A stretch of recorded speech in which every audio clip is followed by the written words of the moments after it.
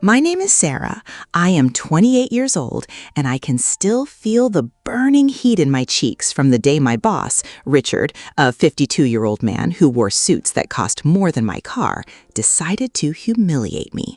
He walked right up to the break room table where I was quietly eating my homemade peanut butter sandwich, laughed a cold, booming laugh, and said loud enough for everyone to hear that my $2 lunch was a pathetic reflection of my worth to his company. I sat there frozen, gripping the plastic wrap so tight my knuckles turned white, holding back tears of pure shame while my coworkers looked away in uncomfortable silence. I felt so small, so utterly defeated by a man who seemed to have everything. But that feeling of humiliation wouldn't last forever. In fact, everything changed just a few days later when my hands brushed against a hidden envelope in the basement. I opened it, my heart pounding in my chest, and discovered his secret $5 million bankruptcy papers. Before I tell you exactly what I found in those files and what I decided to do with that explosive information, let me pause for a second.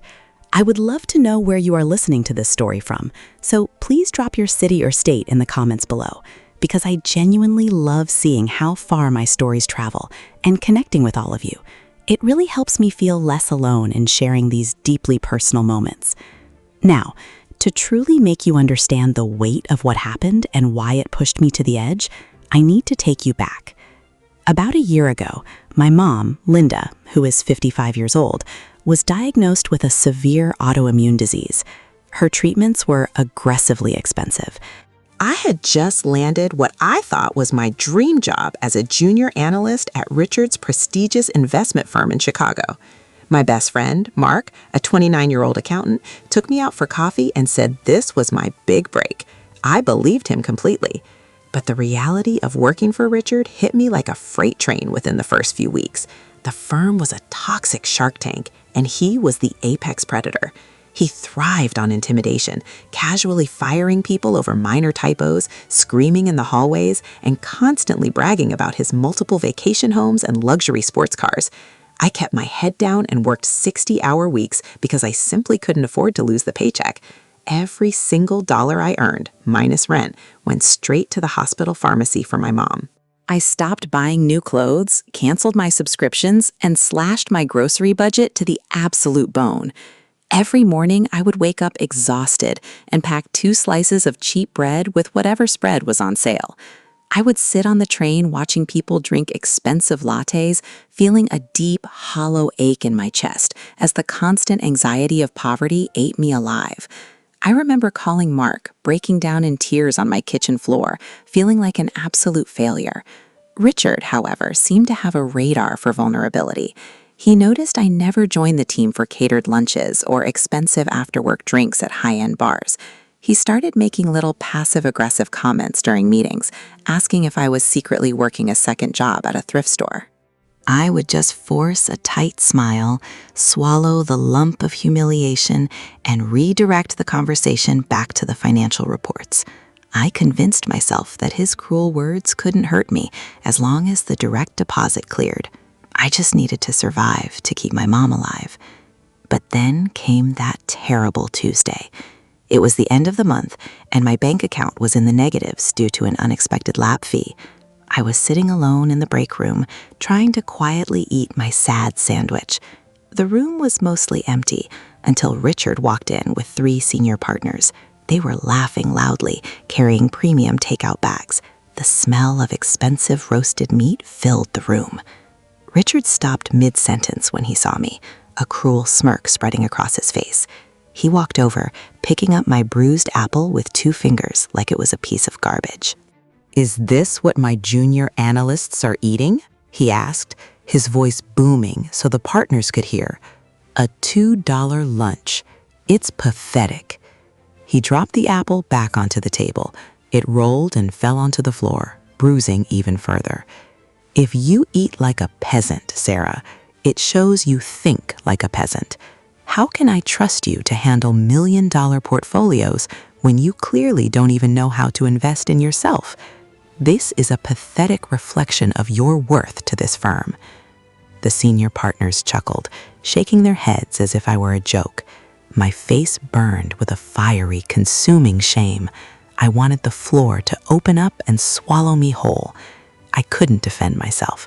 I couldn't scream that my peasant lunch was keeping my mother breathing. I didn't say a single word. I carefully picked up my apple from the dirty linoleum floor, wrapped up my sandwich, and walked out of the break room with my vision blurred by unshed tears. I locked myself in the bathroom stall and just cried silently until my chest physically ached. I hated my powerlessness. I was trapped in a golden cage, except the gold belonged entirely to him, and I was just the dirt on the floor. When I got home that night, I lied to my mom, blaming my red eyes on allergies. But the dynamic shifted precisely 3 days later. Richard was furiously preparing for a massive merger and ordered me down to the dark, damp basement archives to find old tax documents.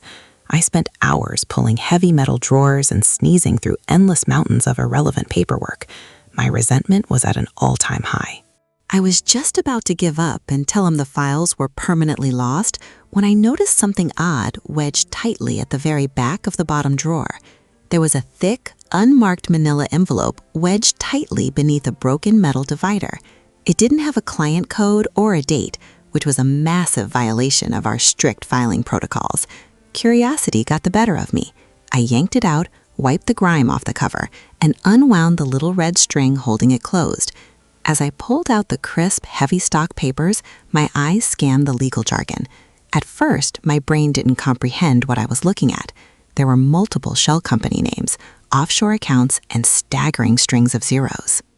But then I saw Richard's full legal name, his personal signature, and the unmistakable, undeniable header of a Chapter 11 bankruptcy filing. It wasn't just a small financial hiccup. It was a massive, carefully concealed secret totaling over $5 million. My breath hitched in my throat. I sat down on the cold concrete floor, my hands trembling violently as I read through the documents. Richard, the man who mocked my poverty, the man who paraded his wealth and degraded his employees for not being high value enough, was completely and utterly broke. He was a fraud, a terrifying, elaborate illusion. The documents detailed massive, unpayable debts, defaulted loans, and desperate legal maneuvering to hide his assets from creditors. He was drowning in $5 million of debt, and his entire arrogant persona was just a fragile shield to hide his monumental failures. The irony was so thick I could practically taste it. The man who told me my $2 lunch was pathetic was technically poorer than I was. I had a positive net worth of maybe $50. He was $5 million in the red. A sudden dark wave of power washed over me. For the first time since I started working at that miserable firm, I wasn't the helpless victim. I held a nuclear bomb in my hands. If these documents leaked to the senior partners or the board of directors, the upcoming merger would instantly collapse. Richard would be stripped of his position, his license, and his precious reputation. He would be destroyed. I carefully slid the papers back into the envelope and hid it inside my blazer. My heart was pounding so hard I thought my ribs would crack. I walked up the stairs, my mind racing with a million different scenarios. Should I anonymously mail it to the CEO? Should I leave it on the break room table for everyone to see, just like he humiliated me? I needed advice. I desperately needed to talk to someone I could trust. During my lunch break, I practically ran out of the building and called Mark. We met at a small diner a few blocks away. I didn't even order anything. I just slid the thick envelope across the sticky table. "Look at this," I whispered, my voice shaking with adrenaline. Mark wiped his hands on a napkin, opened the envelope, and began to read. I watched his eyes widen, his jaw dropping slightly as he processed the numbers. He looked up at me, completely stunned. "Sarah, this is explosive. This is corporate fraud if he hasn't disclosed it to the board for the merger." I nodded, tears of overwhelming emotion pricking my eyes. "He's a fake, Mark. He humiliated me for being poor while he's hiding $5 million in bankruptcy." I want to destroy him. I want to watch his entire fake empire burn to the ground right in front of him. Mark leaned in closer, his expression suddenly shifting from shock to deep concern. Sarah, listen to me very carefully. You have every right to be furious. What he did to you was disgusting, but you need to be smart about this. If you just leak this out of pure revenge, they might trace it back to you.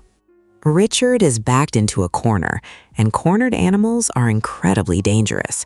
He could sue you, he could destroy your career, and he could make sure you never work in finance again.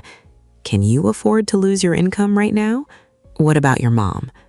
His words felt like a bucket of ice water thrown over my head.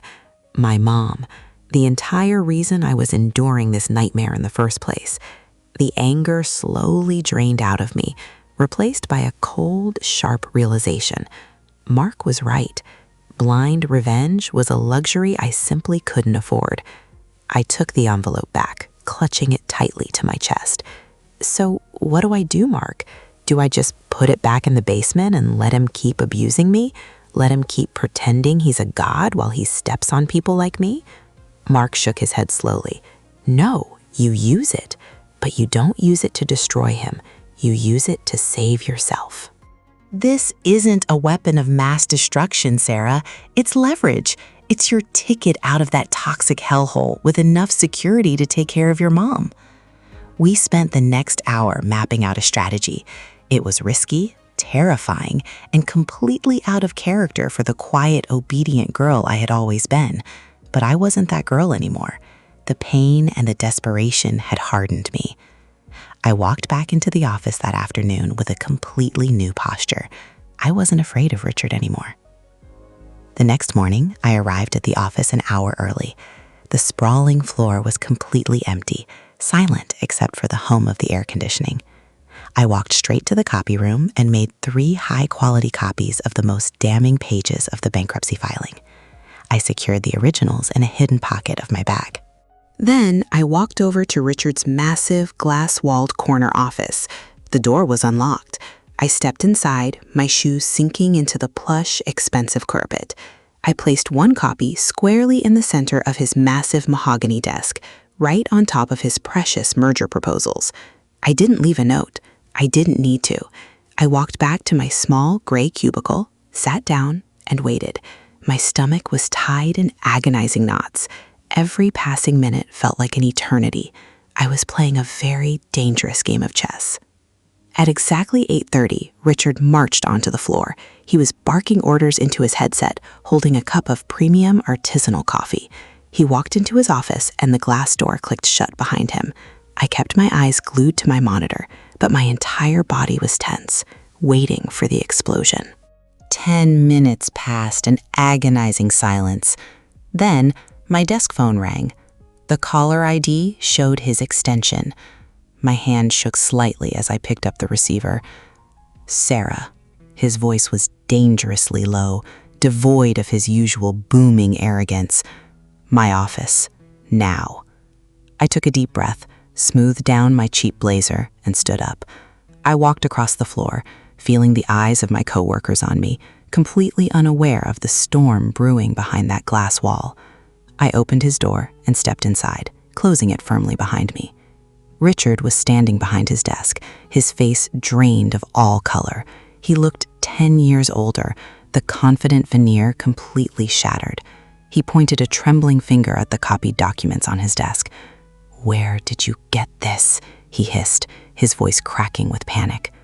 I stood tall, locking eyes with him, refusing to let him see even a hint of fear. "I found them in the basement archives while I was looking for the tax records you desperately needed. They were hidden, but not very well." He slammed his fist onto the desk, rattling his expensive pens. "You have no idea what you're dealing with, you stupid little girl. If you breathe a word of this to anyone, I will bury you in legal fees until you're homeless." I didn't flinch. I just looked at him, feeling a strange, profound pity for the pathetic man standing before me. "You're projecting, Richard," I said calmly, my voice steady and clear. "You're the one who is $5 million in the hole. You're the one who will be buried if the board finds out you're hiding a massive bankruptcy right before a merger. I don't want to destroy you. I really don't care enough about you to ruin your life." He stopped, his chest heaving, a look of utter confusion washing over his pale face. "Then what do you want?" he asked, his voice barely a whisper. "I want out," I replied, stepping closer to his desk. "I want an immediate, glowing letter of recommendation signed by you. I want a severance package equivalent to 6 months of my salary paid out today. And I want you to never, ever speak to me again." I laid out my demands with a cold, calculated precision that I didn't even know I possessed.